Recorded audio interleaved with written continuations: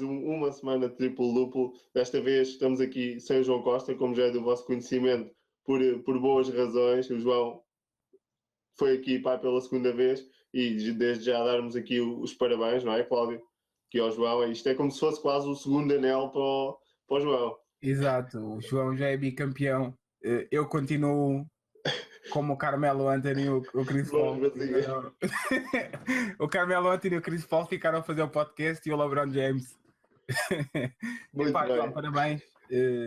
Não estás aí, mas eu vim de vermelho, que é para representar os teus Bulls, que agora até estás a precisar de um bocadinho de força, uma boa notícia que tiveste e duas más notícias assim na mesma semana.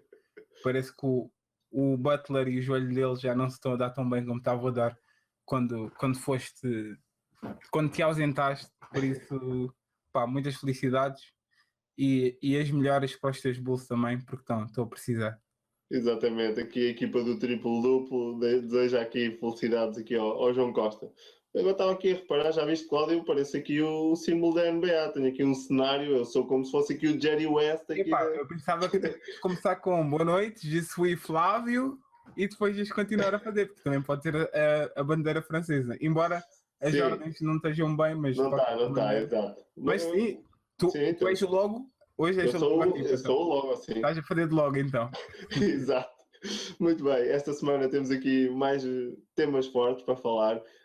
Para já, como é do vosso conhecimento, podem sempre entrar em contato connosco, mandando aqui as vossas questões, temas que gostassem de ver discutidos aqui no podcast. Esta semana temos aqui um e-mail recebido para o Triplo Duplo Portugal, este que está aqui onde podem enviar os vossos e-mails, e temos aqui um e-mail do nosso espectador Filipe Carvalho, que nos coloca aqui uma questão que ele diz que ele tem aqui moído a cabeça. Então ele pergunta-nos porque é que o Curry só explodiu aqui aos 26, 27 anos. Ele diz que já tinha conhecimento de facto que o Curry era um bom lançador de 3 pontos, mas que fazia pouco mais. E aqui a questão dele acaba por ser esta. Landim, tens aqui um argumento válido para justificar aqui esta explosão? Tenho 2 argumentos. 2 argumentos. E obrigado agora pelo e-mail. A questão do Curry é simples. Ele foi condicionado por 2 coisas. A primeira foi as lesões. Toda a gente fala hoje em dia, porque que o Curry recebe tão pouco e como é que é possível que o Curry seja o 6º ou 7º jogador mais bem pago da equipa dos Golden State Warriors. O Curry é um jogador que, embora não tenha falhado muitos jogos, que eu acho que houve só ali uma época em que ele falhou muitos jogos mesmo, o resto deve ter andado sempre por volta dos 70 em muitos jogos. O Curry era um jogador que tinha muitos problemas de entorses. Nós brincávamos até na página no princípio, que era a Cinderela, com os calcanhares de cristal, e o Curry não conseguia estar saudável. E não conseguindo estar saudável, e muita gente na altura criticou os Warriors terem dado o contrato que deram ao Curry com o Monta Ellis lá, por esse mesmo motivo, porque os dois não se davam muito bem, ou seja, eram os dois que dividiam as playmaking abilities, e o Monta Ellis era o melhor jogador na altura, e o Curry simplesmente não... Olha, afinal tenho três motivos. Exato, agora lembra-me de outro. Mas o primeiro é saúde. O Curry não estava constantemente saudável para mostrar e desenvolver-se da maneira como desenvolveu, embora tenha sido sempre um jogador acima da média. O segundo motivo era o que eu estava a falar, lembrava agora, é o Monta Ellis. O Monta Ellis era um jogador da equipa, são 2 jogadores do backcourt da equipa, são 2 jogadores semelhantes no facto de precisarem de muita bola para conseguir fazer o seu jogo, e sendo o Monta Ellis o franchise player na altura, Curry só tinha que comer e calar. E não conseguiam... Não se complementavam um ao outro por serem os dois undersize. Ainda não era a equipa do Curry, era a equipa... E o Curry era um jogador muito suspeito em termos defensivos, e como vocês já bem, o Monta Ellis também nunca foi um bom jogador nessa parte do campo. O terceiro motivo é ele agora lança mais vezes do que lançava antigamente. Isto nem sempre foi assim. Agora, e é só o Curry se calhar que tem esta carta branca, porque há 2 ou 3 anos o lançamento de 3 pontos era mal visto. Nós vemos até o Greg Popovich a dizer que o lançamento de 3 pontos não gosto, mas pronto, a gente tem que se adaptar, porque 3 vale mais que 2, mas não gosto, para mim isso não é basquete, do género, estão a perceber? O Curry, se vocês virem bem as percentagens do Curry, os ressaltos e os lançamentos, os ressaltos e as assistências, está mais ou menos tudo em linha. O que é que mudou? É que o Curry agora lança 45%, como se calhar lançava há 3 ou 4 anos, só que agora em vez de dar 3 lançamentos de triplo por jogo, lança 10. Ou seja, isto era impensável há 3 ou 4 anos e é isto que nós dizemos que o Curry vai mudar a liga. Não porque ele inventou a linha 3 pontos ou porque ele lança 1 metro. Porque se ele quer lançar 1 metro, ele lança 1 metro, que os outros lançam 1 metro à frente e lançam 40% na mesma, ou 45%, os Corvers, os Redics, essas coisas todas. A diferença é que o número de tentativas é tão grande que ele lançando 10 vezes de triplo por jogo, que há muitos jogadores da NBA que se calhar nem lançam 10 vezes lançamentos de campo. Olha, por exemplo, do Dwight Howard desta época, devido que ele tenha 10 lançamentos de campo durante o jogo todo, é que faz com que o seu protagonismo e o aparecimento dele tenha sido assim uma explosão de repente. Porque o Curry e ele explodiu no ano passado. O Curry em 2012, 2013 lançava. Não, o Curry em 2011, 2012 lançava 4.7 vezes por jogo. Nos últimos 2 ou 3 anos, 7.7, 7.9, 8.1 e este ano está a lançar 10 vezes 0.8 de 3 pontos por jogo. Ou seja, está a lançar 11 vezes de 3 pontos por jogo e com as percentagens que ele tem, é só perceberem basicamente o que era o Curry antes e o que era o Curry depois. Não que ele tenha se transformado e que ele sempre, que ele fosse uma larva e se tivesse transformado numa borboleta, mas sim porque percebeu que era ali que estava o ouro e agora é sempre carregar na mesma tecla quando vocês estão a jogar NBA e percebem que há sempre um move que é o go-to move que vai dar assim, a partir do momento que descobres que é aquele move, olha, é spamar o botão e fazer quantas mais vezes melhor, é o que ele anda a fazer. Sim, eu acho também, concordo contigo, que acho que acaba por ser aqui esses 2 pontos, principalmente que falaste das lesões e do foco no lançamento de 3 pontos, acaba por ser aqui a conjugação desses dois pontos, de facto a tornarem aqui esta explosão do Curry tão rápida e tão importante. De facto, a questão das lesões condicionou sempre bastante o Curry.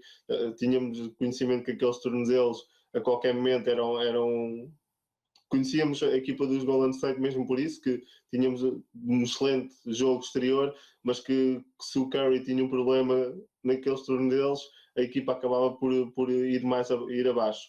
E depois é isso mesmo, ele percebeu que ali, aquele ponto era de facto o ponto essencial, como também definiste, que o seu jogo defensivo ainda não era o melhor há uns anos atrás, e de facto ele percebeu que indo por ali, se calhar focando-se naquela situação onde ele é realmente um grande jogador e tem aqui um nível muito acima da média, conjugando isso com a regularidade física, de facto torna aqui o Curry um jogador fora de série e de facto aqui acaba por ser hoje em dia difícil travar por isso mesmo, porque ele lança muito, lança de todo lado e essa concretização acaba por tornar aqui esta explosão que assistimos. Agora também resta saber até quando é que o Curry vai conseguir manter este nível. Sabemos que, obviamente, todo este processo terá aqui um estudo por parte das outras equipas e que certamente o Curry vai começar a ser limitado também ao nível do seu lançamento. É difícil porque é um jogador imprevisível, mas também ao nível de impacto também acredito que comece a reduzir e também que com a entrada dos playoffs possa também ter aqui um nível diferente, também tendo em conta com os jogos que já tivemos, mas acredito que equipas como os Cavs, como os Spurs, que tentem de facto contornar mais essa situação numa fase mais avançada. Aqui os Cavs, obviamente, numa final, mas acho que de facto poderemos ter aqui começar a ver um Curry se calhar a ter mais algumas dificuldades, mas ainda assim é de facto uma explosão que pode muito bem ter a ver com esses casos. Lani, não sei se aqui... Não queria acrescentar grande coisa, só a questão das dificuldades. Estou à espera que apareça uma solução.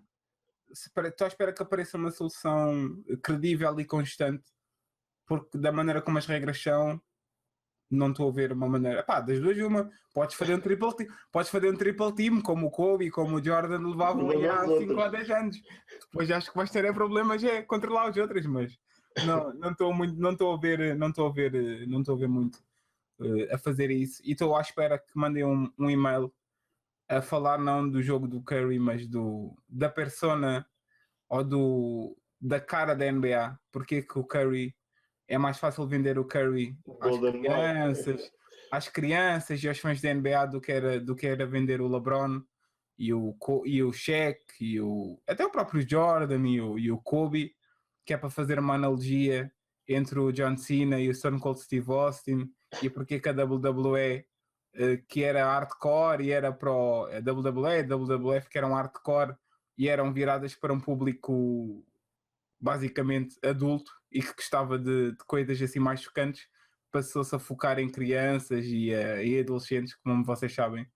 Eu estou à espera que mandem um e-mail, que é para nós fazermos essas analogias e essas comparações. Tu queres mais analisar aqui a parte socióloga e aqui a parte extra-jogo, não é? Porque dentro de campo nós já vimos que... Mas fica para a semana. É para a semana que comparamos o Kobe e o LeBron com o Stone Cold e com o The Rock e comparamos o Curry com o John Cena. Vamos misturar aqui então a arte da WWE com a arte da NBA. Há muitos fãs sobreviventes da WWE, como os fãs dos Golden State Warriors provavelmente não têm mais de 18 anos, mas... Exato. Não vamos aqui criar estereótipos. Não vamos criar tensões. Exato, porque não queremos isso e o que nós queremos é que, tal como aqui o Filipe Carvalho nos fez, façam-nos chegar os e-mails com as vossas questões. Nós procuramos sempre dar aqui também a nossa visão e aqui a nossa ideia do que é aqui também a NBA e também desta forma agradecemos aqui ao Filipe. Filipe, muito obrigado e continuem a enviar aqui os vossos e-mails com questões.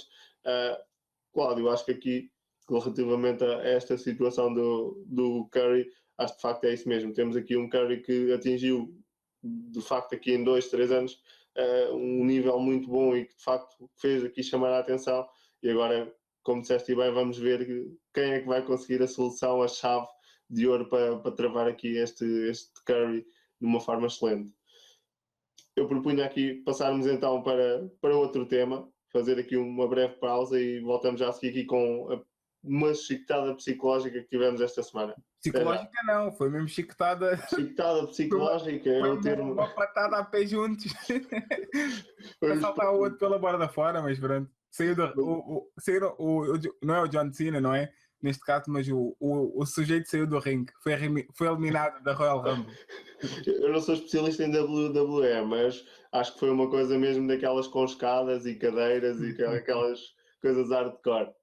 Muito bem, voltamos já a seguir para falar de Derek Fisher.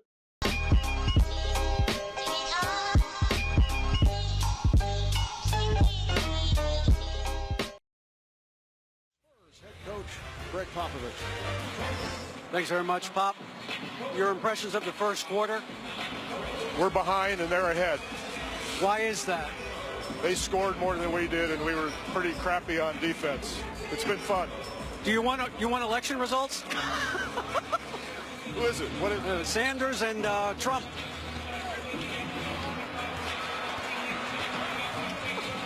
Should point out Pop was following the results from New Hampshire on the bench on his iPhone.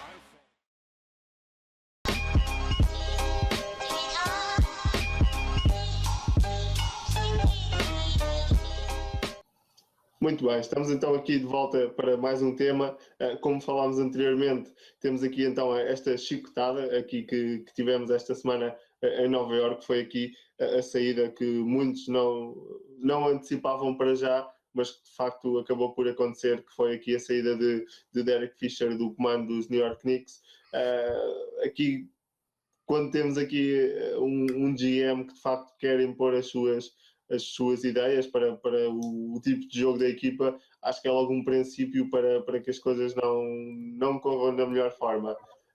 Cláudio, achas que de facto o Derek Fisher percebeu que não atinava com o triângulo ou achas que foi algo mais do que isso? Epá, não. Eu acho que pelas notícias que aparecem aí, eu acho que eles até estavam estão surpreendidos, ficaram surpreendidos em relação, ou ele ficou surpreendido em relação ao seu despedimento, porque pá, a questão também é verdade que os Knicks estão a superar aqui algumas expectativas que inicialmente a questão é, os Knicks estão e é a tal história do quando é Nova York e é Los Angeles, as coisas são sempre são sempre gigantadas. Parece que é, por exemplo, o Porzingis, que é bom, é muito bom. Quando há porcaria, é tudo, não é mau, é monstruoso, isto é uma vergonha. E a verdade é que os New York Knicks estão deixa-me ver quantos jogos. Estão a 3 jogos dos playoffs. Só que a verdade também é que só há 3 equipas no Oeste com um recorde pior que os Knicks, que são os Bucks, os Nets e os Sixers. E a questão é, o que é que nós estávamos à espera dos Knicks? Podiam ser uma surpresa? Se calhar até podiam. Eu acho que até meti os Knicks ali à porta dos playoffs, que é como estão agora, ou entrar ali nas últimas posições. Mas a questão é, até que ponto é que o Fischer foi despedido pelos resultados? Eu acho que não. Houve a surpresa do Porzingis, está preparado mais rápido do que a gente esperava, mas até o próprio Porzingis já bateu naquela rookie wall do primeiro ano, em que estão a jogar muito bem, depois de repente parece que não sabem jogar basquete, ou que as exibições começam a ser mais complicadas de aparecer, porque já têm scouting reports, não estão habituados a fazer épocas tão longas, essas coisas todas, e é normal que haja um retrocesso. Na minha opinião, é uma daquelas coisas que por acaso eu tenho reparado. O Woj, que nós sabemos que é o insider que sabe tudo e mais alguma coisa. Se eu amanhã receber uma proposta de Cabo Verde Fãs Portugal, NBA Fãs Cabo Verde, amanhã já aparece o Woj. Cláudio Landim tem proposta para ser trocado, estão a perceber? E nós sabemos que ele é uma fonte credível. Mas desde que ele lançou o site que ele tem novo, o Vertical que tem o DJ Ready, que já não é só informações, agora é artigos, é podcast, essas coisas todas. Eu parece que ele anda a cuspir muito. Estás a ver quando tens que fazer aquele balanço entre tens que produzir conteúdo e tens que fazer alguma coisa para os clubes aparecerem. Estás a perceber? Pá, e eu comprei porque eu já estive aí. É um balanço. É complicado equilibrar o fazeres conteúdo que é conciso, que é coerente e que toda a gente sabe que é o teu é a tua palavra e é o teu caráter que está em causa. Ele não está a inventar. Mas eu acho que chega a um certo ponto em que ele já está a misturar um bocadinho os dois em artigos tipo Westbrook com o despedimento de Derek Fisher, Westbrook agora vai para Nova York. Com o despedimento de Derek Fisher, o Phil Jackson vai dizer, pronto, agora já vos dei o Porzingis, já vos dei uma equipa sólida, vou-me despedir, o Tom Thibodeau vem para aqui, vai ser o treinador e o GM, eu vou para LA ser o treinador e o presidente de direções de basquetebol dos Lakers, porque estás a perceber, é do género. Ok, nós sabemos que as hipóteses estão na mesa. Se o Phil Jackson daqui a 2 anos estivesse nos Lakers a ser o GM, ou o GM não, mas na posição do Jim Buzz, nós percebemos. Só que não faz sentido nenhum. Nós estamos a abrir uma porta dessa já agora neste momento, porque, olha, daqui a uma semana pode chover, está bem?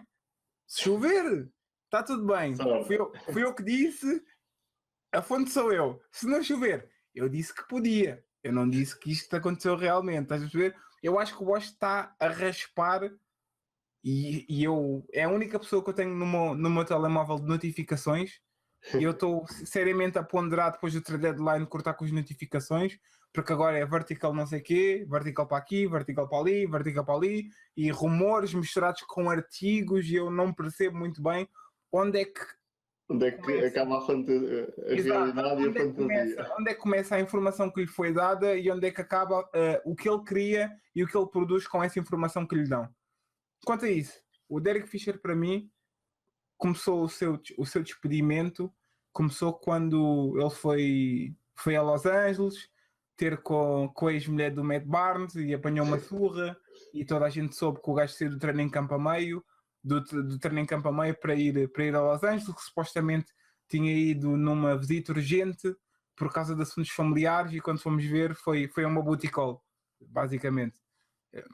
O Phil Jackson e o Fisher eram muito chegados e é a mesma situação em que vocês com o vosso chefe ou com o vosso empregado, que são muito chegados e que vocês acham que podem ter uma conversa franca e que se calhar ele diz assim, olha, o chefe, vou sair aqui meia hora mais cedo, está tudo bem, porque eu tenho que ir mudar o pneu do carro e tenho ali um prego e não sei o quê, e vocês depois passado 15 minutos veem o gajo tipo a entrar na fila do Estádio da Luz para ver o Benfica Belenenses, estão a perceber? É tipo aquelas coisas que não são, na minha opinião, não são más em si se a relação for pessoal e se a relação entre as pessoas forem muito boas, mas é mentira e o pior, serem apanhados depois de mentirem é mau. E aí já criou um grande buraco em relação àquilo que o Phil Jackson se calhar via no seu jogador. A questão número 2, que eu acho que é mais importante, o Phil Jackson, o Derek Fisher não teve a pausa que devia ter feito depois de ser jogador para conseguir ver a liga de maneira que ele é um treinador e não um jogador, não é? Sim, falta aquela experiência, aquele ganhar a visão de fora de campo. Quantas pessoas é que acham que o Jason Kidd não olha para o campo ainda como se fosse um ex-jogador? Ele é treinador, não é? Mas quantas pessoas é que acham que ele não olha para o jogo como se fosse um jogador em vez de olhar como um treinador? Isto, ter perspectiva de eu não sou um dos rapazes, vem com o tempo, não é? Eu sou jogador, sim, agora sou treinador e o Luke Walton estava com uma camisola, o Howard, o Joan Howard dos Miami, ou assim um jogador mais experiente que assim de repente passa para treinador e não é de um dia para o outro que o chip, olha, eu era um jogador veterano, agora sou um treinador e está tudo bem, agora já não tenho o chip de jogador, tenho o chip de treinador. E esse para mim foi o problema com o Fisher. Essa viagem a Los Angeles é uma coisa que um jogador faz, não é uma coisa que um treinador faz. É aquelas escapadinhas mesmo a jogador, tipo, não vou treinar de manhã porque fui sair ontem à noite, vou dizer que estou constipada, estou doente. Na minha opinião, foi isso. E a facada que vem tirar o Fisher do lugar é o facto de estarem muitos treinadores disponíveis com qualidade. Nós vimos a quantidade de treinadores que foram despedidos, os Luke Waltons, assim à calha, os Thibodeaux e essas coisas todas. E na minha opinião, esse foi o fator que matou a estadia do Derek Fisher em Nova York.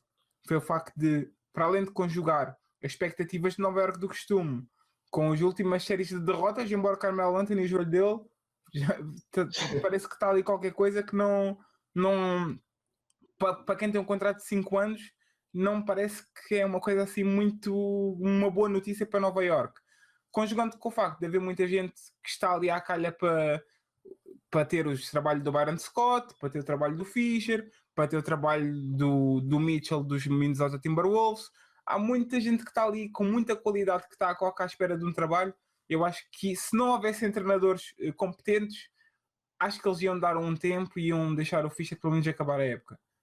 Não sendo esse caso, e vindo ele para a conferência de imprensa, muito com o chip de jogador, na minha opinião, vi dizer: Fischer, o que é que você acha? Os Knicks vão aos playoffs e ele está a 3 jogos dos playoffs e nós sabemos que as expectativas dos Knicks, se não for aos playoffs, não é nada de especial, mas é uma equipa que este ano, por exemplo, não tem piques, ou seja, dizer não, vamos ficar fora dos playoffs e para o ano vemos, parece mal, e é mais o parecer do que o ser. E pronto, um treinador que vai com essa mentalidade do género, estamos aqui na porta, se calhar metemos o PS, não. Mas não, a nossa preocupação não é essa, ganhar ou perder é desporto, o que interessa é participar e cai mal. Sim. E é um gajo como o Phil Jackson, o Zen Master, ele é mestre do Zen, mas não é para toda a gente e não é por muito tempo, porque deve ter escutado a paciência e ele agora vai olhar para o outro lado e vai tentar. O Curtis Brambis não é de todo um treinador é um treinador muito mau. Não pensem só porque veem as fotos com o Magic e com esses gajos todos que ele é um bom treinador. O gajo é muito mau. Eu acho que pegando também no que tu falaste, acho que é isso mesmo. Pode ter sido também essa quebra de confiança que acelerou, digamos, aqui a sua saída. Até porque, de facto, como disseste bem, existem aqui vários nomes, Brian Shaw, Mark Jackson, o próprio Luke Walton e também o Tom Thibodeau. De facto, é isso mesmo.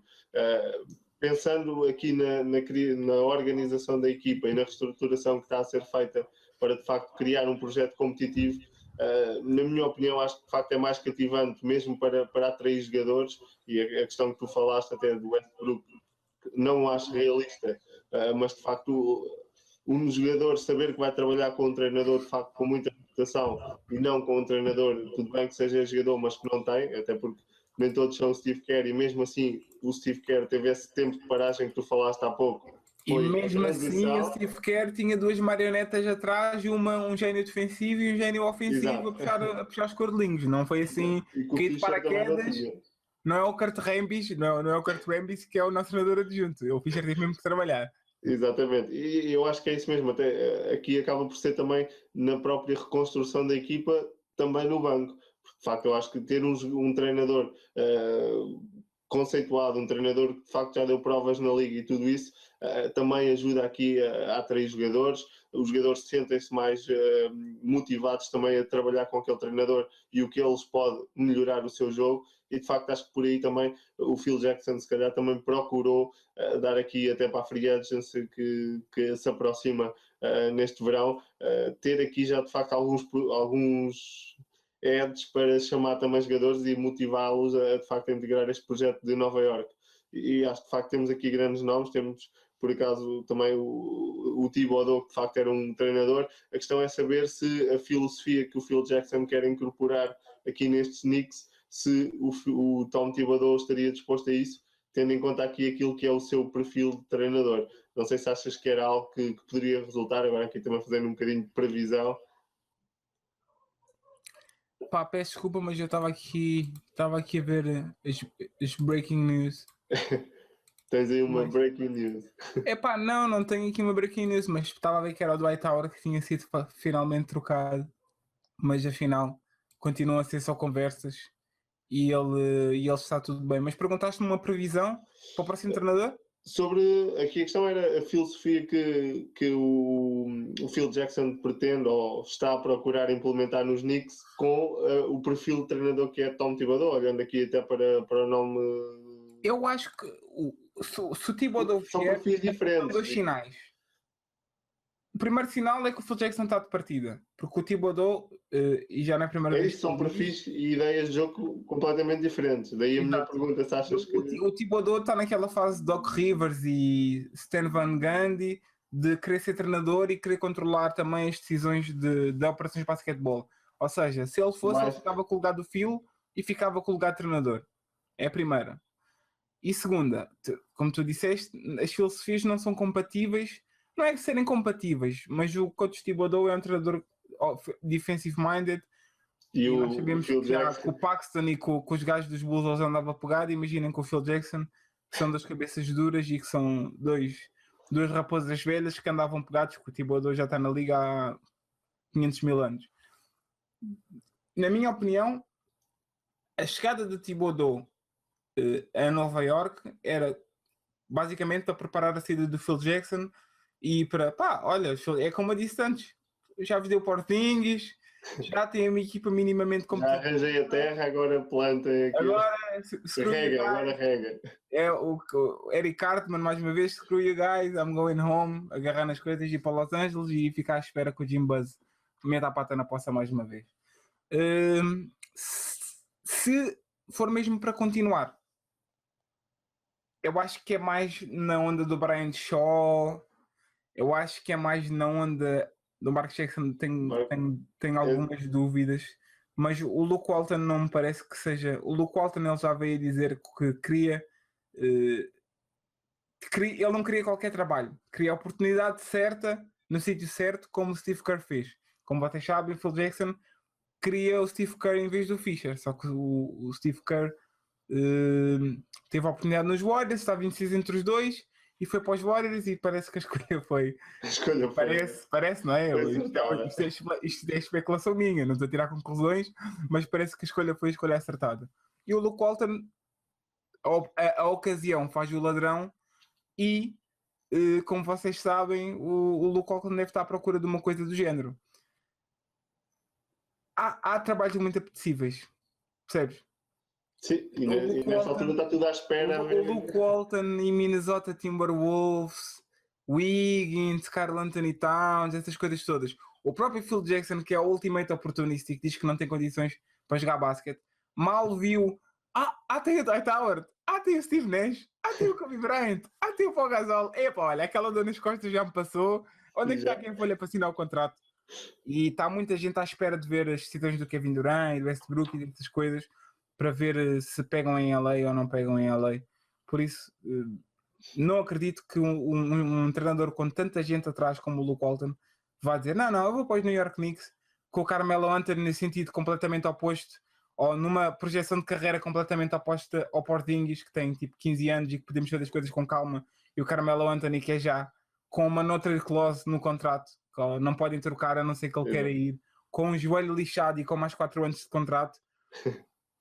É uma situação em que eu, se pegava com pinças e tinha muito cuidado, porque os New York Knicks ainda não saíram do buraco, mas ainda não saíram dos arbustos, e vamos esperar mais um pouco para ver o que é que eles podem ou não podem fazer em relação ao treinador, porque acho que não estão no ponto de ser aquela situação em que ter o treinador que quiserem quando quiserem.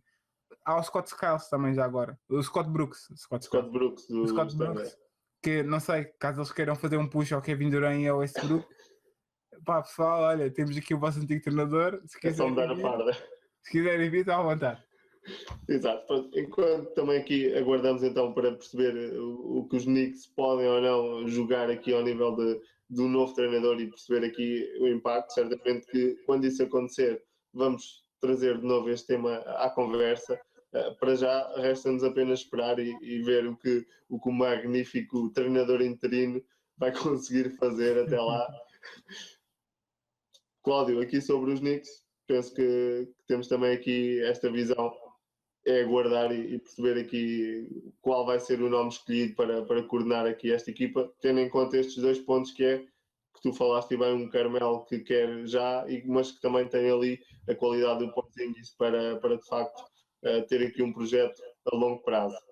Vamos fazer aqui uma breve pausa e como o Cláudio já falou também em trades, é isso que vamos falar já a seguir. Até já.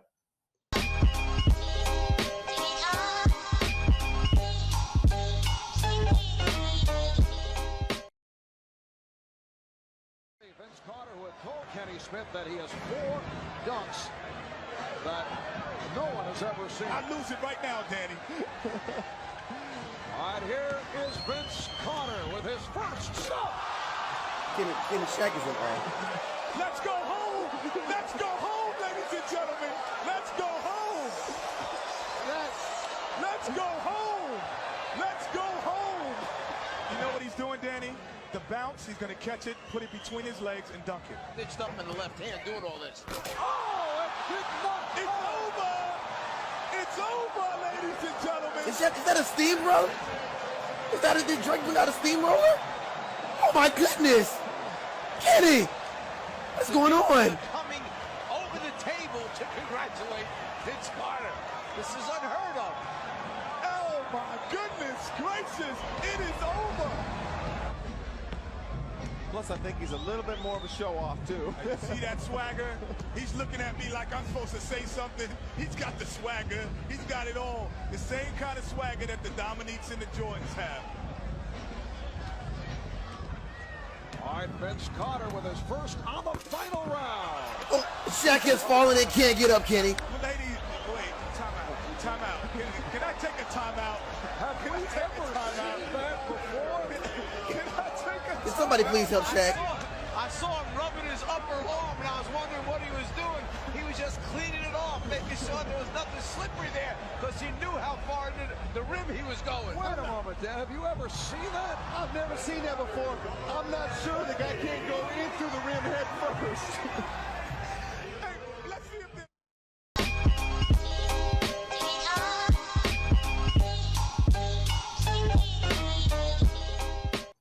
estamos de volta aqui para a terceira parte, onde vamos falar aqui no geral dos nomes e falando aqui também agora mais direcionado para as trocas. Vários nomes têm vindo nas últimas semanas também aqui ao barulho como possíveis trocas e estamos aqui perto da época do All-Star Game, que de facto é aqui a época onde se começam a definir as coisas para o que vem também nesta fase decisiva da fase regular.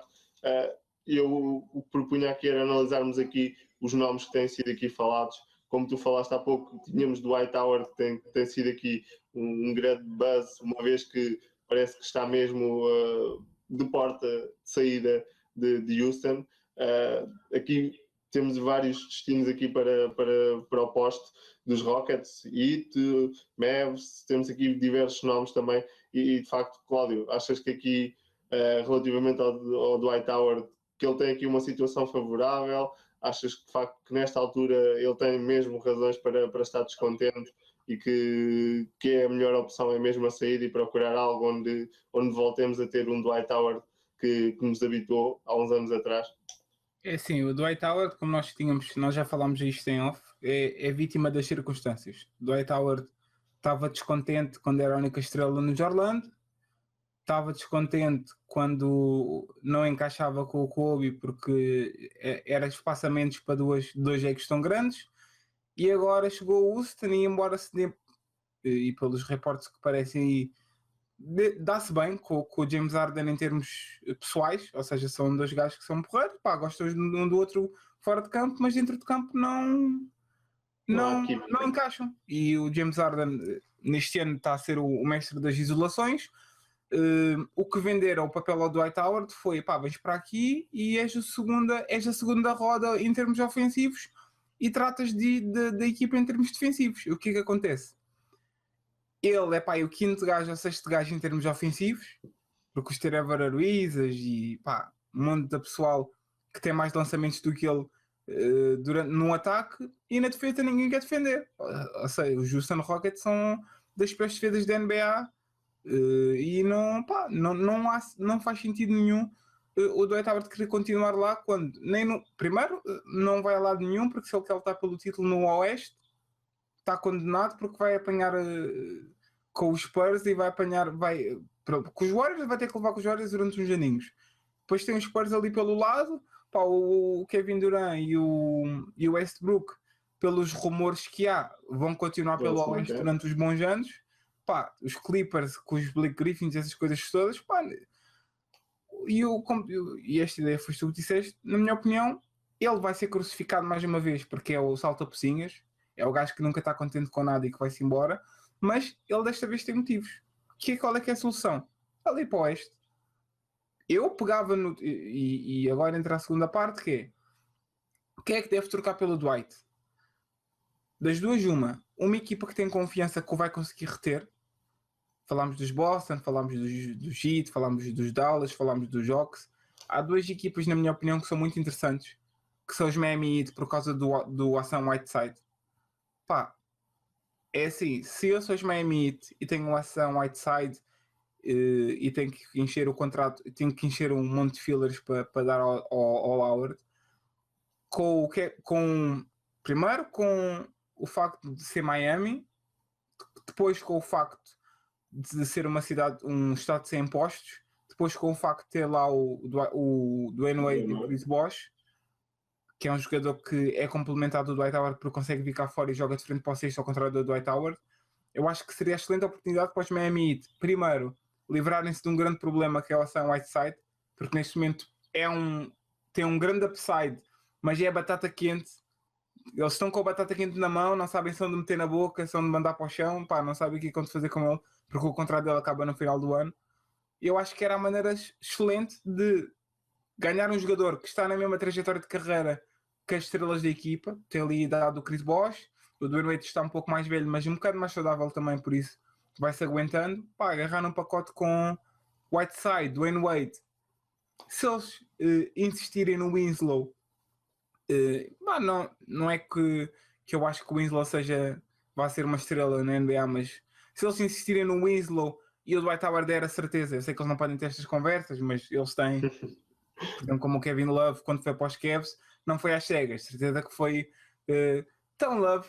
Nós não podemos falar sobre o teu próximo contrato, mas achas que voltas? E o Kevin Love fez assim. Epá, não sei. Aquele pescado ali exagerado que tu vês tipo, as pessoas a abanar a cabeça e fazer o... Pá, e se essa a solução, na minha opinião, era o sítio onde ele podia ir. Outra solução, Dallas Mavericks.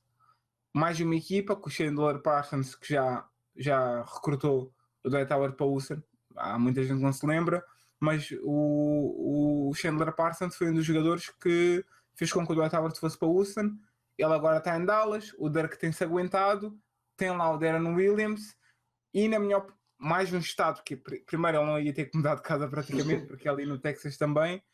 Isso seria uma maneira excelente dos Mavs que têm que fazer alguma coisa, se querem dar um passo acima e se querem sonhar com alguma coisa, recolherem um jogador. E eu acho que se ele fosse trocado para ali também não ia recusar.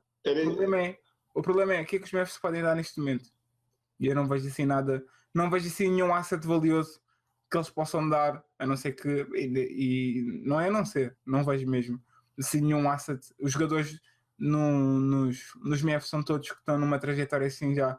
Deron Will, os principais jogadores, o Parsons já lá teve, não faz sentido nenhum voltar para lá. E o resto dos outros jogadores são trintões, os Pachulias e essas coisas todas, por isso é complicado. Última opção. Não, duas últimas opções. Washington Wizards, pelo Gortat e por um Otto Porter ou uma coisa qualquer do género, era muito interessante. Era muito interessante finalmente ver o John Wall ter ajuda e ter um jogador que... E ele nessa equipa seria protagonista, porque seria aos seus toques e teria também um base que ia tirar muita pressão de cima, e seria muito interessante. Se ele vai reassinar ou não com Washington já era problemático, mas era algo que eu propunha. Gortat, Otto Porter, uma pica ou duas, e tentar fazer isso. Para os Celtics podem fazer muita coisa. Eu não acho que o Dwight Howard fosse renovar o contrato com os Celtics, porque iam ter que gastar muitos assets para conseguir o jogador e depois não iam conseguir. Ou seja, se os Celtics fizerem um move para segurar um jogador que está em fim de contrato, um Dwight Howard ou um Hassan Whiteside ou se alguma coisa do género, eles têm que ter a certeza que vão conseguir outro jogador do mesmo calibre, que é para o jogador não cair ali de paraquedas e ficar assim um bocado desamparado. Então, agora vou jogar com quem? E embora eles tenham muitos jogadores medianos, não é o Avery Bradley, o Isaiah Thomas e o Sullinger que vão fazer com o Dwight. Não vão ser esses jogadores que vão fazer com o Dwight, não. Eu vou ficar aqui mais 5 ou 6 aninhos porque eu gosto de jogar com eles. Eu acho que era uma má situação e que ele não ia assinar lá. Atlanta Hawks, o que é que tu achas?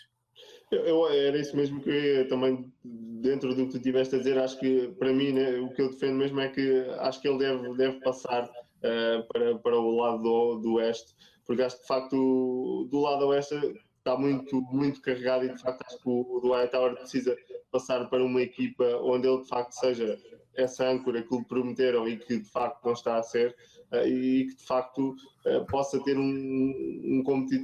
ao nível de perspectivas de resultados também, isso possa trazer.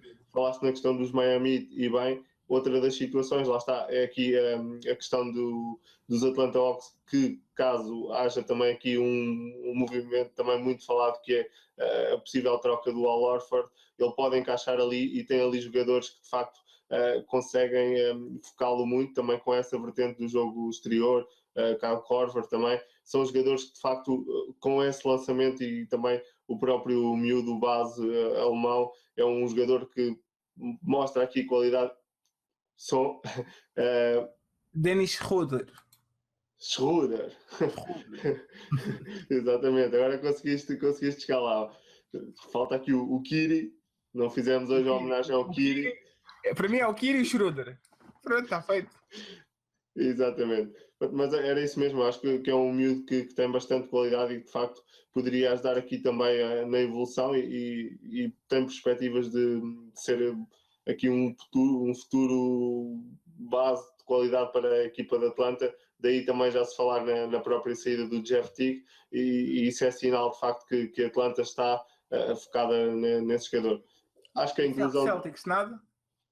Eu acho que aqui a questão dos Celtics é isso mesmo. Acho que, como tu falaste, teria que ser algo que já tivesse programado a inclusão de alguém. De facto, e também, olhando para os Celtics, tem de facto aqui bons assets para dar em troca, mas acho que de facto, não sei até que ponto o Dwight Howard, sem nenhuma garantia de um futuro próximo, ter aqui uma equipa de facto competitiva, não é que a equipa que temos atualmente não o seja, mas de facto acho que, lá está, é uma coisa que necessitaria aqui ainda de 2 anos para as coisas começarem ainda a cativar mais alguns jogadores, mas acho que de facto teriam que ser dados muitos assets e não... Os Celtics perderam muita vantagem em termos negociais quando ofereceram 4 picks para apanhar o Winslow no draft. Se eles tivessem ficado quietinhos, lembra-se da história do Danny Ainge, sim. tirou tudo, aí damos 4 picks por um jogador, o Winslow, que é um... Pá, não é o Porzingis, não é o Cat, não é o D'Angelo Russell. Estás a perceber? E eu acho que eles perderam muito leverage em relação a isso. A maior parte dos GMs deve estar a pensar. Quer dizer, deste 4 picks ao Jordan para apanhar o Winslow. Então, a mim, se é para dar-te um Griffin, não se é para dar-te um Dwight, vais ter que mudar os picks dos Nets, vais ter que mudar o... Estás a perceber? Eu acho que foi a vantagem que eles tinham, perderam muito aí nessa noite de draft. E os Nets, da maneira como eles estão a posicionar-se, lembras que nós falámos aí se os Nets deviam ir para baixo e admitir as derrotas, ou se deviam ir para cima do orgulho, tipo do género, vão ficar com os nossos picks, mas agora vamos vos lixar e ganhar os jogos. 30 jogos. Eu acho que os Nets estão nesse caminho e andam à procura de jogadores para tentar chegar aí, e isso vai ser um problema para os Celtics caso os Nets não baixem os braços, e com esta equipa mediana que não vai lhes deixar ir ao fundo, nem lhes vai deixar chegar lá acima, pode criar vários problemas em termos do quais assets é que podem oferecer, mas é como, é torcer, e eu não quero desejar mal a ninguém, mas é torcer, um entorce aí ao Brook Lopez, ou assim uma troca em que eles mandem o Brook Lopez o tal Deus Young assim para fora, de borda fora, porque os Celtics, infelizmente, e apesar da equipa que têm, e apesar dos jogadores que têm, que são interessantes, e apesar dos muitas piques de segunda ronda e não sei o quê, estão muito à mercê daquelas piques dos Nets, e que se os Nets não colaboram, a luz já foi no túnel. Estás a perceber? Eu acho que é muito por aí. Acho que ainda, voltando aqui aos Celtics, era uma opção que de facto, como tu falaste, tinham que ser dadas aqui piques atrativas para que de facto também aqui os próprios Rockets entrassem no negócio. Acho que de facto, olhando para jogadores aqui descontentes, temos também a situação do David Lee, que é um jogador que de facto foi à procura de minutos, mas que parece estar fora das contas do Brad Stevens. Ele tem aqui diversos jogadores a entrar e com bastantes minutos à sua frente, e que não há aqui de facto uma razão a não ser não estar integrado também na ideia do treinador. E também o que se poderia mandar mais também a Amir Johnson, mas acho que de facto é uma proposta muito, muito suave e que não sei até que ponto seria vantajosa para o outro lado. E também olhando para isso, acho que de facto não é o princípio. O David Lee não joga porque os outros jogam melhor que ele. Se o Solinder joga melhor que ele, se o Olenek joga melhor que ele, se o Amir Johnson podem mais à mesa do que ele, olha, está bem, eras um All-Star e recebes mais que os outros. Mas queres que eu faça o quê? Os outros jogam mais que tu? Sim, aqui a questão é mesmo, ele foi à procura de minutos e não está a ter. Acho que de facto é até pelo jogador que é, profissional que é, porque desde o início ele declarou que a saída dos Warriors foi mesmo para de facto jogar com regularidade, e até hoje não se ouviu uma palavra de contestação, mas de facto é natural que ele é profissional, mas ele também não saiu de um banco dos Warriors para ir para o banco dos Celtics. Exatamente, por isso é que eu acho que é um jogador que de facto mais tarde ou mais cedo terá que ser aqui considerado. Mas como te digo, acho que não é considerado recambiado. Colocado, vamos ser simpáticos. Recolocado. Flávio, tu não estás despedido, estás recolocado. Estás recolocado na rua. Mas sim, acho que aqui de facto não é para já o mais atrativo para os Celtics, até por isso acho que existem aqui negócios bastante mais vantajosos, como o Zito, como destacámos e bem, que ele iria encontrar um projeto de facto para ter resultados também imediatos, e acho que é isso que ele também procura, porque temos visto um Dwight que tem saltado de ponto em ponto, mas o que ele procura de facto mesmo é chegar aqui a um nível de qualidade que ele consiga dar a competição que ele procura e que também neste momento não tem. Como já falámos aqui também, e já que estávamos aqui também a abordar os Atlanta Hawks, temos aqui também a situação do Jeff Teague e também do Al Horford, que têm estas situações de poderem estar aqui com diversos interessados. Temos aqui, por exemplo, o Jeff Teague, já se falou também aqui, Knicks, Pacers, Jazz. Não sei se achas que é de facto uma aposta que os Hawks estão a pretender fazer no miúdo, no Schroeder, e de facto que acabou o ciclo para o Jeff Teague.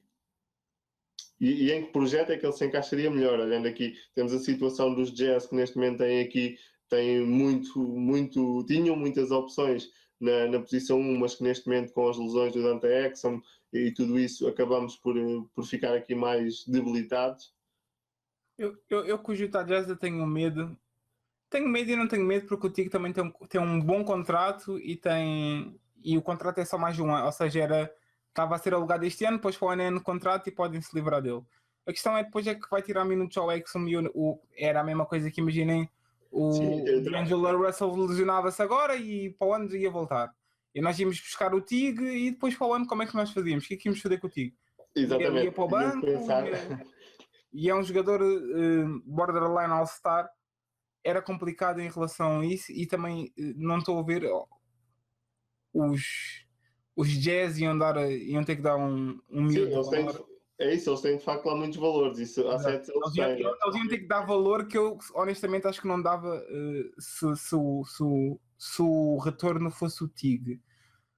Os Hawks, tanto com a situação do Horford, eles assinaram com o Millsap no ano passado, certo? O Millsap também, pelo que se tem falado, também é um dos nomes que até pode também estar a ser considerado também para... A questão é simples, é que os fãs dos Hawks eram conhecidos como um dos piores fãs da NBA. Na época passada, eles conseguiram fazer aquilo que muita gente pensava, que foi tiveram o melhor recorde da NBA, estavam a jogar basquete muito atrativo, o treinador ganhou coach do ano, foram equipa aqueles prémios de mês, foram 5 jogadores, foram nomeados jogadores da semana ou jogadores do mês, tiveram 4 All-Stars, ou seja, conseguiram chegaram ao céu e agora conseguiram reacender a chama, e pela primeira vez em Atlanta há muitos anos que há uma verdadeira fanbase atrás dos jogos. O que acontece? Renovaram o contrato com o Millsap, deram-lhe o contrato que ele merecia, mas e agora muitos jogadores regrediram. Por exemplo, nós temos o caso do Kyle Korver, que era o Jesus dos triplos, e que é melhor é o Korver e é o Curry, e depois o nosso amigo Delly deu-lhe ali uma cacetada no joelho, ele foi operado, e desde então temos visto o Kyle Korver, que não falhava triplos consecutivos já não há centenas de jogos, não sei, 100 e tal jogos, 120 e tal jogos, a fazer séries de 4 e 5 jogos sem marcar um triplo, que é daquelas coisas que não se lembra a ninguém. Tínhamos também aqui a situação dos Knicks, que acabam por, ainda voltando aqui ao Teague, que de facto tem esta necessidade de um base. Aqui a questão é perceber... A pergunta é, toda a gente quer empurrar o Teague para os Knicks. E o que é que os Knicks vão dar ao... Vão dar em troca o Porzingis. Então, é a história. Eles não vão dar o Carmelo, né? Que os jogos pegavam no Carmelo. Eles não vão dar o Porzingis, porque o Porzingis vale muito mais que o Teague em termos de potencial, porque pode ser um franchise player e o Teague não será. Vão dar quem? O Thabo Sefolosha? Vão dar o Calderon? Olha, estava aqui o Calderon e o Galloway e dei-me cá o... A questão é essa. Nós podemos... Por muito óbvio que seja, os Knicks precisam de um base, e um base faria milagres nesta equipa. Os Knicks não têm nenhum asset para dar. A pica deste ano aqui foi carburizada. Já foi. Não há nada que faça com que os Knicks sejam um destino. A questão dos jogos é o seguinte: se os jogos trocarem o Teague e não receberem nada em troca, do género, agora o Schroeder vai ser o base do futuro, Schroeder. Desculpa aos nossos espectadores alemães, ou que tiraram curso de alemão e falam melhor alemão do que eu. Aos nossos, peço desculpa, mas das duas uma, ou eles dizem, vamos encerrar esta fase, o Korver não está a recuperar, a nossa equipa, não temos equipa outra vez para jogar com os Miami Heat e com os Miami Heat se calhar tem, mas com os Cavaliers vamos levar uma porrada dos Cavaliers, isto está complicado, vamos mandar tudo abaixo. Número 1, ou mandam tudo abaixo ou não mandam nada abaixo. Ou trocam o Millsap, que tem um bom contrato, e vão buscar o Millsap, por exemplo, por picks, deixam o Al Horford no final do ano sair, ou então trocam-no já, porque ele tem um contrato expiring, ou seja, não fazia sentido mandar a casa abaixo, e depois para o ano dá 20 milhões ao Al Horford e ele ficar por lá até daqui a mais 5 anos. Depende do caminho. Se for para buscar um Dwight Howard, agarrem tudo o que tiverem, assets, e eles têm, podem buscá-lo. Agora, se for para ficar no mesmo sítio, vão ter que para o ano renovar com toda a gente. E daqui a 2 anos, sabem que o Tig é free agent, o Al Horford é free agent para o ano, ou seja, é o tal dilema. Vou ficar na mesma. É o tal dilema. Mandamos tudo ao ar já e recebemos peças enquanto o Tig e o Horford estão sob contrato, ou esperamos até ao final do ano e vamos esperar que os gajos renovem todos e ficamos no mesmo sítio e depois voltamos a ver esta história. E os jogos sempre foram o porta-estandarte desta ideia na primeira década dos 2000, que é a equipa do Joe Johnson e do Josh Smith e do... não somos bons para chegar lá acima e não somos bons para estar cá em baixo e vamos estar ali sempre a bater. Vamos aos playoffs, chegamos à primeira ronda, perdemos a primeira ronda, assim, vamos aos playoffs. Ou seja, é complicado estar no limpo. Eu não sei qual é que é a situação que os jogos querem, mas só tem 2 caminhos. Ou mexem em algumas coisas e têm que mexer em partes concretas da equipa, pilares, não é mexer já na linha para aqui e na linha para o outro, ou então não mexem, vão à guerra com o que têm e depois na free agency tentam ficar com o Al Horford e com o Tig para o ano, ou daqui a 2 anos. Vamos, aqui também de facto é isso, eles têm que perceber aqui ou investem em tudo, de facto. E porque, como tu disseste, manter aqui o que já têm acaba por ser ficar ali no ponto que estão. Não são bons para chegar a um nível mais acima e acabam por estar ali sempre naquele nível garantido. E os Celtics que não se atrevam a dar uma pique dos Nets ou a dar jogadores de valor para ir buscar ao Horford e essas coisas todas. Era isso. Eu tenho aqui, por acaso, um negócio que seria, por exemplo, o David Lee com 2 first picks para trazer aqui o Al Horford. Mas estes first picks é o quê? Tem que ser uma dos Nets, porque senão eles não vão mexer naquilo. É uma dos Nets, sim. O problema é lá está. O que depende do que é que teremos dos Nets. Todas as equipas vão ficar receosas do que é que pode vir dali. É daquelas coisas que eu não sei se... Eu não tenho opinião, porque acho que é um passo em frente. Só não sei se é um passo de gigante ou se é um passo em frente daqueles passos em frente. Dei um bocadinho agora e agora. Estás a perceber? A pique é um asset tão valioso e tão inútil ao mesmo tempo que eu não sei se desperdiçava num jogador mediano mais como o Al Horford a caminhar para os 30. A questão é essa. Se fosse pelo Howard, eu pessoalmente não sou um grande admirador do Howard, mas reconheço que mais depressa daria essa pique, porque de facto é uma coisa que, como tu dizes, pode ter muito valor e que de facto conseguíamos alguém que de facto vinha impor. Agora, olhando para o Al Horford, obviamente reconhecemos qualidade, mas acho que não é aquela superstar, aquele jogador que falta em Boston. Boston obviamente vai ter que seguir a situação que, por exemplo, fez em 2008, que é ter que ter estrelas para os negócios paralelos um ao lado do outro para ver se... Para constituir qualquer coisa. E de facto acho que não é o Al Horford, não é aquela...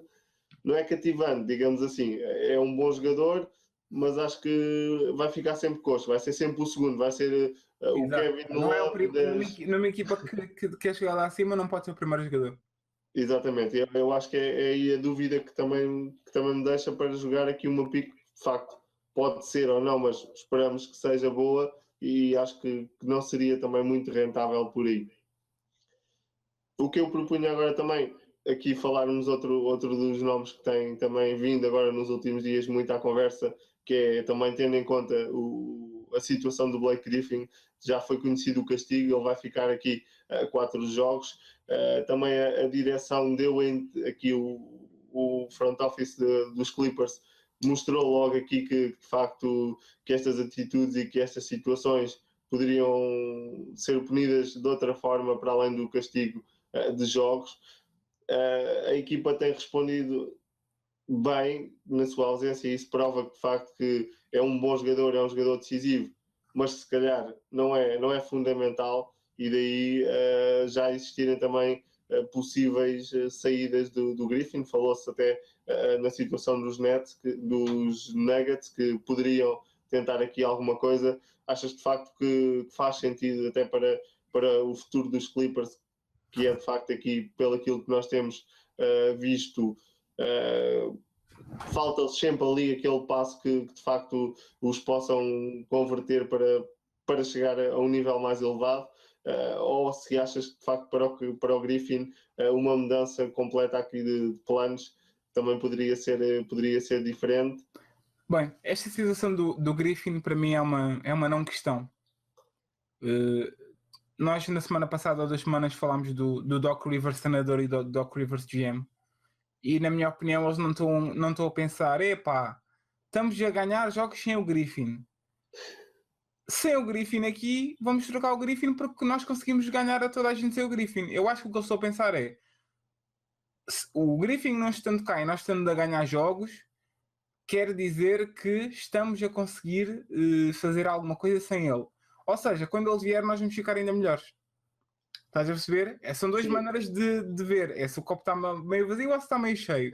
E na minha opinião é o segundo. Eles estão a achar que sem o Griffin e o DeAndre Jordan este ano está a fazer uma grande época, o Jordan e o Redick, o Jordan em termos defensivos este ano aqui está a ser tudo aquilo que se foi publicitado, tudo aquilo que ele tinha fama de ser e não era há 2 ou 3 anos. Este ano ele está a ser um bom defensor, um defensor importante na defesa e no ataque, e não é daquele gajo que anda a caçar stats, anda a caçar blocos, está mesmo a defender muito bem e está a ser um defensor acima da média, muito acima da média, e um dos melhores defensores da NBA.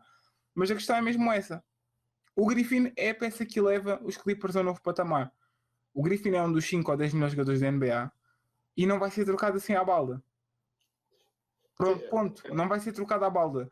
E não há nenhum negócio na NBA existente que vai dar aos Clippers um valor igual àquilo que eles vão perder. Vão trocar, vamos trocar pelo Gallinari e pelo Farid e não sei o quê. Pá, nós sabemos que o Farid é um jogador sexy, os dunks e o predador é o Manimal. Mas não é o Griffin. O Griffin é um canivete suíço que faz muitas coisas naquela equipa. É um jogador até neste momento, se calhar, não é tão apreciado como se calhar devia ser apreciado, porque joga com o Chris Paul e porque já não é aquele... O Griffin no princípio da carreira aparecia em todos os highlights da NBA.com todas as semanas, agora já é um jogador mais comedido em termos de dunks na cara das pessoas, essas coisas todas. E melhorou os pontos que se viu ele, a evolução dele. E é daquelas histórias engraçadas em que o Griffin, o pessoal gosta de dizer, estou a ver a evolução do jogador. Na primeira época 10 pontos, na segunda 12, na terceira 15, na quarta 26. E o Griffin é ao contrário. O Griffin é um jogador que cai na liga, faz 22, 12, assim uns números a all-star logo de caras, e depois, conforme vai tendo ajuda e conforme vai acrescentando as armas do jogo, não tinha lance livre, começou a ter lance livre. Não tinha post moves, agora já consegue jogar lá dentro. Não tinha meia distância, consegue jogar meia distância. Era mau defensor, agora já é um defensor aceitável. Não conseguia fazer mais nada sem ser afundar e ser um ganda maluco, agora já tem uns bons handles, já é um grande passador. Ou seja, foi um jogador que foi acrescentando armas ao seu arsenal e evoluiu bastante, mas os seus status foram decaindo porque ele não precisa de fazer tanta coisa. Chris Bosh, outro exemplo. Um jogador que em Toronto fazia muitas coisas, mas que não era tão bom defensor como é agora, não era um lançador de fora tão bom como é agora, ou seja, foi acrescentando coisas embora os seus status diminuam. E o Griffin não vai lá nenhum. Pá, das duas uma. Ou o Doc Rivers e não, eu ia dizer Sterling, ou o homem da Microsoft, o Ballmer, recebem um telefonema do género: pá, pessoal, o Kevin Durant quer ir para Los Angeles, os Lakers não querem dar o que eu quero, como é que é? Kevin Durant por Blake Griffin, ele vem aqui para Oklahoma, que ele já estudou aqui, e ficam com o Kevin Durant para meter com o Chris Paul e com o DeAndre Jordan, como é que é? Pagar ou largar?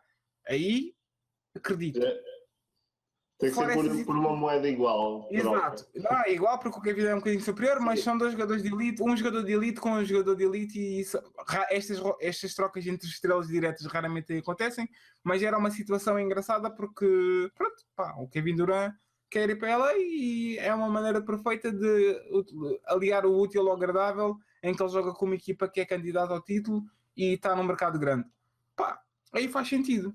Fora isso, os Celtics e porque se calhar os Lakers se mandarem não sei quem, não sei que ele muda de balneário e agora em vez de vestir aqui vira-se do lado. Não, esqueçam os Denver, esqueçam essas coisas.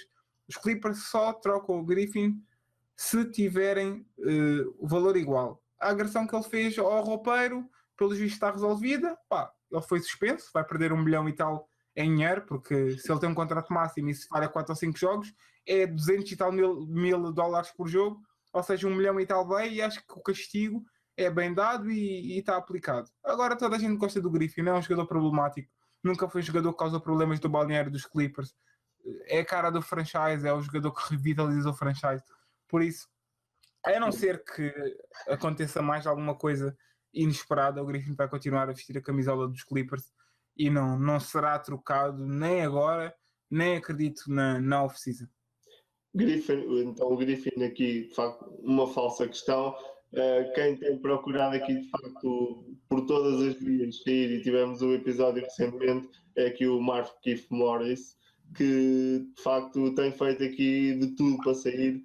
Já discutiu com o treinador, já pediu para sair a toda a gente, a quem pedia, e agora tivemos esta situação de conflito no banco, no decorrer de um jogo, e de facto mostra aqui que a birra está a ir longe demais e que de facto alguém vai ter que o procurar. A questão é até que ponto a imagem que ele também tem vindo a passar nestes últimos tempos também pode ir contra o seu potencial, o seu valor de mercado, até porque ele não é um jogador que de facto é um jogador competente, não há dúvidas disso, mas de facto pode não ser aquele jogador tão atrativo como se calhar ele pensa que é neste momento. Não sei se achas que de facto no projeto certo o Markieff Morris já mostrou de facto qualidades. Não sei se tens algum projeto em mente onde ele possa encaixar e também o que é que pode vir em troca para esta equipa de Phoenix, que parece andar meio perdida também. Pá, primeiro, Markieff Morris é o Marquinhos ou se é o Marcos, eu por acaso não. Os nomes para mim são os gêmeos Morris e os gêmeos dos Suns por causa disso é que ele quer sair, é por serem um. Para mim o dos Suns é o Maléfico. É como eu separo os dois. É o gêmeos Morris, o dos Suns é o coraçãozinho de Satã e o outro é o é o Todo-Poderoso. É o que fica quietinho no canto dele, não faz chatices, não faz nada. Mas em relação a o Morris está-se a meter a jeito e ele está a empurrar esse passo. Ele não quer sair, ele tipo não é do género, ele quer sair e se não me metes a mala às portas, eu vou fazer birra, vou partir os quadros, vou atirar tudo para o chão, até me mandares para fora de casa para perceberes que eu cá dentro eu faço pior do que faço. Só faço coisas boas e não faço coisas más. Eu acho que ele está-se a meter nesse tipo de situação. Está a colocar os Suns entre a espada e a parede ao ponto de qualquer dia nem um pão com manteiga como o Morris conseguem em troca. Vai passando o tempo. É como o Ty Lawson com os Nuggets, em que ele estava com um valor de trade alto, foram deixando passar o tempo, foram deixando passar, e depois tiveram que se contentar com o negócio que apareceu, que foi o negócio do Houston Rockets. O Morris é basicamente a mesma coisa. Ou o Josh Smith, que é um caso flagrante em que os Detroit foram guardando, foram esperando, ao ponto de chegar a uma altura que ninguém queria pegar no gajo e tiveram que dispensar ele e tiveram que lhe pagar na mesma. Espero que os Suns não cheguem a esse ponto. Espero Sim, que até porque isso ia ser para os Suns e que já têm um futuro aqui não muito risonho, de facto ia ser hipotecar ainda mais aquilo que podem ainda vir a fazer. Os Suns estão presos em lado nenhum, não sabe bem o que é que está para ali. Despedir o treinador. Eu vi o podcast, não sei se foi o Earl Watson, que é um jogador que agora é treinador principal da equipa, com o despedimento do Hornacek. O gajo fala muito bem. O gajo canta que o gajo convenceu-me que os Suns ele fala tão bem que o gajo convenceu-me que os Suns são uma equipa que para o ano está aí a competir pelo título, que o Morris já vai estar revitalizado e restituído e que o que interessa é o futuro e olhar para trás não. É alguém positivo. A sério, só que depois chega aos jogos e pronto, vejo o Morris a querer dar porrada no miúdo, vejo uma equipa que não faz nada em campo, uma equipa em que são os novos 76ers da NBA, ou seja, enquanto as equipas vão jogar com os 76ers e vão, estes gajos aqui, nós vamos ganhar, mas vamos ter que correr que é para tirar este equipe, porque os gajos agora pelo menos já vão jogar com vontade. Os Suns parece que olha, vitória fácil, vamos ali a Arizona, vamos ficar ali no hotel ali porreira, vamos dar-lhes uma tarefa e ainda temos tempo para ir dar um bar ou uma coisa que é do género, porque os Suns são mesmo neste momento a equipa que pior basquete está a jogar na NBA e é complicado quando dá uns Lakers na NBA, por isso é um lugar ainda menos desejável. Não sei para onde é que ele vai, não me interessa para onde é que ele vai honestamente, porque na minha opinião vai acabar por ser a escolha vai acabar por ser dele, porque acho que o vão dispensar ou vão dispensá-lo ou vão usar stress provision nele e vão ter que lhe pagar, mas não estou a ver ninguém a dar um asset ou a dar alguma coisa. Se for um asset deve ser assim uma second round pick e assim um jogador assim muito mediano, porque toda a gente vê, está na cara que ele quer se ir embora e que ele vai se embora e que se ele ficar lá até o final do ano ele vai virar a casa de pantanas. Por isso, porquê que vais dar uma garrafa de água se sabes que daqui a uma horinha a torneira abre e podes arranjar a garrafa, podes arranjar a água à borda? Borda. Sim, e até uma água que não sabes se é salgada. É uma água que não sabes se está poluída ou não, por isso. Exato. Muito bem, também já falámos aqui, deixando agora já aqui o Markieff Morris sossegado, antes que ele apareça aqui também descarregue aqui no triplo-duplo. Também já falámos aqui dos Nets e agora temos aqui também o Joe Johnson, de facto também indo ao encontro daquilo que tu disseste relativamente às piques dos Nets, que é se eles estão de facto a procurar serem um bocadinho melhores e conseguirem trazer alguém que os ajude a subir e a reestruturar mais rapidamente a equipa, e aí se calhar o Joe Johnson, tendo o contrato que tem, neste momento possa ser aqui um incentivo a conseguir puxar algumas peças importantes para a equipa dos Nets, de forma a alterar aqui o cenário. Eu pessoalmente, e é como eu digo, eu não sei para que é que esta equipa joga. E eu começo cada vez. Eu levantei. Eu não estou preocupado.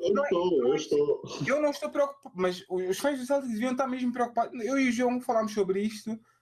E o que ele disse é verdade. Não faz sentido nenhum, já que não tem pique, não faz sentido nenhum agarrar-se ao orgulho do género, não. Vamos perder a pique, mas pelo menos vamos dar a quarta pique ou a quinta, não vamos dar o Ben Simmons, nem o Brandon Ingram, nem esses gajos que estão ali na primeira ou na segunda ou terceira posição. Mas, por outro lado, sim. Porque se calhar salvam a cara. Da mesma maneira que eles sabem perfeitamente que aquela pique que os gajos deram pelo Gerald Wallace se tornou no Damian Lillard, ou seja, a imagem da equipa ficou muito prejudicada. Porque imagina que não é o Lillard, imagina que é o André Joaquim, demos o Wallace pelo André Joaquim, podem já tirar tudo o que quiserem à cara, mas o que nós fizemos foi para ganhar agora, e tínhamos o KG e o Pierce, e a culpa foi porque o KG era mais velho do que a gente pensava, deu-nos o BI falso, e quando nós fomos ver a idade ele tinha mais 7 anos do que e o Paul Pierce porque, pronto, não se davam. Não vimos na cadeira das rodas. Estás a perceber? Agora é aquela questão. Na NBA nem tudo o que é lógico acontece. E há muitas coisas que são feitas para salvar a cara.